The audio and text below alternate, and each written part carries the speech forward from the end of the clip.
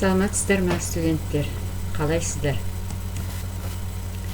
Біздің тақырыбымыз бүгінгі ер балалар шалбарының базалық торын құру. Мақсатымыз осы шалбардың қалай қиылып, қалай әдіс тәсілдерін көрсетіп үйрету. Ол үшін бізге өлшемдер керек. Қандай өлшемдер дейсіздер ғой? Жартылай бел айналымы, жамбастық жартылай айналымы, жамбастық сызығынан бастап тізелердің сызығына дейінгі арақашықтық, сосын шалбардың ұзындығы. Бұның барлық өлшемі берілген мінекей. Енді мына жерде өздеріңіз көріп отырғандай конспекция солай толығынан берілген. Қосымша сіздерге мен түсіндіріп өтейін. Мына сызбада міне Т нолевой нүктесі көрсетілген. Сол Т нолевой нүктесінен төмен қарата тіке түзу жүргізілген, және осыған 90 градус жасай перпендикуляр міне бұлай түзу жүргізілген. Осы Т нолевой нүктесінен төмен қарата мына жүргізілген түзудің бойынан Б1, Я1, К нолевой, сосын H нолевой нүктесін біз тауып алуымыз керек. Енді осы жерде Я1 нүктесін алайық. Я1 нүктесі жартылай жамбас айналымының жартысы, сосын қосымша 0,5, 1-2 сантиметр қосылады. Бұл үлкейген 2 сантиметр, 1 сантиметр еркіндікке қосылып отыр ғой, ол жас мөлшеріне сәйкес. Mesela балабақшаға баратын балаға 2 сантиметрге дейін, одан гөрі жасөспірімге 0,5, 1 сантиметрге дейін. Сосын сол Т нолевой Я1 неге жамбастың жартылай айналымының жартысының өзі түседі. Сонымен біз мына жерде Т нолевой Я1-ді таптық. Енді Б1-ді табуымыз керек. Бұл Я1 Т нолевой аралығының 3-тен 1 бөлігіне тең. Б1. Одан К нолевой бізге өлшем берілді 45-те 8. Төмендегі H ол шалбардың ұзындығы. Ол 80-ге тең болатындығы. Т нолевойдан түзу сызықтың бойына 80 сантиметрді аламыз. Сосын оған 3 сантиметрді, 3-4 сантиметр қайырымға қосамыз. Енді мына Б1 соныменен осы түзудің бойынан Т нолевой, Б1, Я1, К нолевой, H нүктелерін біз тауып алдық. Енді осы нүктелер арқылы осы табылған нүктелер мына түзудің бойына перпендикуляр түзулер жүргіземіз. Міне былай.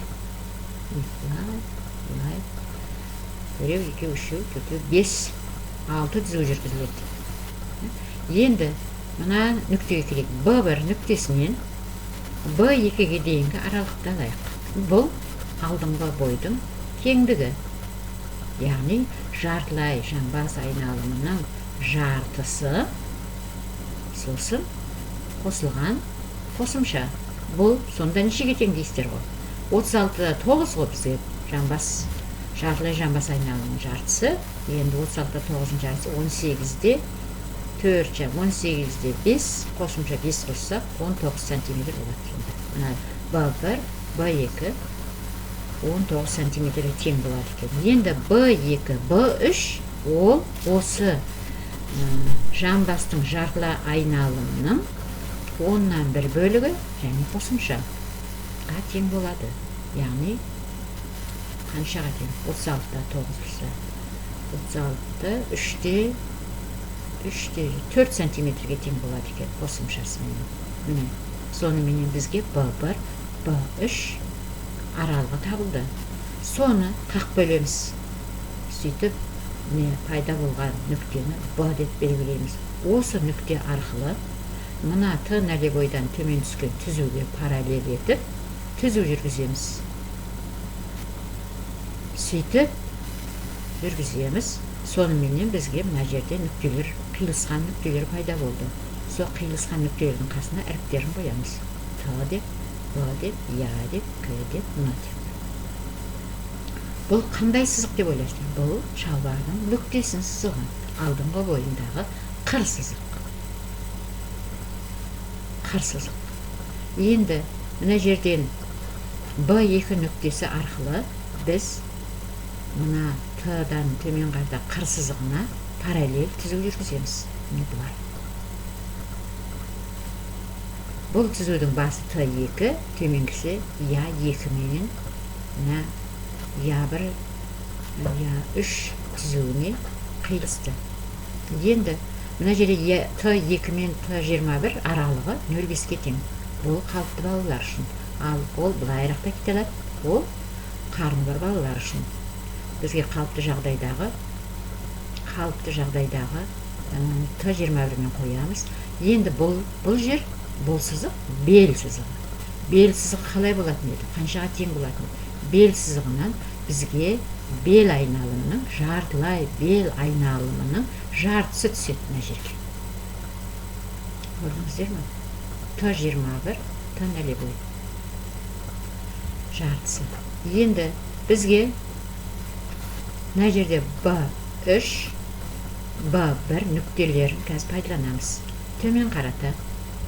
Бізде шалбар ұзындығында Н нүктесі бар да. Мына қыр сызығының бойы төменге шалбардың балағына дейін барады. Ал балақ кеңдігі қаншаға тең деп ойлайсыздар? Балақ кеңдігі модельге байланысты, берілген модельге байланысты. Жалпы классикалық стильге жамбастың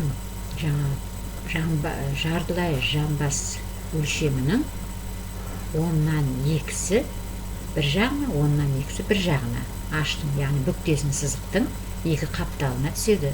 Мысалға 36-та 9 болатын болса, оның 3-те 7, 3-те 7. Яғни 6, 7-те 4 болады. Төменден мына түзудің бойынан төменден аш нүктесінің бір қапталына 7-те 4, екінші жағына 7-те 4 деп белгілейміз. Сөйтеміз де, оны мынау түзуінен B3 менен қосамыз. Мына жақтан B1 менен қосамыз. Сонда бізде мынау жан қиығы, сосын мынау алдыңғы шаговой қиығы пайда болды. 2 қиық. Ал мына жерде мына Я1-дің, Я3-дің айналымында мына жерде Я2, 1 арқылы сөйтіп B2 мен айналып қосылады. Ал алдыңғы бойдың негізінде артқы бой жасалады. Мына аралықта дәл сондай аралық түседі. Мына жерлерде К-ден мынада 2 сантиметр менен қосып отырамыз. Мына жерден B1, B4-тің аралығы 3 сантиметрге тең. Сөйтіп, ал мына жерде мынау отыру сызығы арт бойдағы. Ол көтеріңкі. Көрдіңіздер ме? Мынауда арт бойдағы бел сызығының бойы. Бұнда да белдің жартылай бел сызығының жартысы түседі. Міне осы менен алдыңғы бойдың нәтижесінде артқы бойды біз сызып болдық. Сонымен біз үйге тапсырма ер балалар шалбарының алдыңғы бойының базалық торын құру. Назарларыңызға рахмет.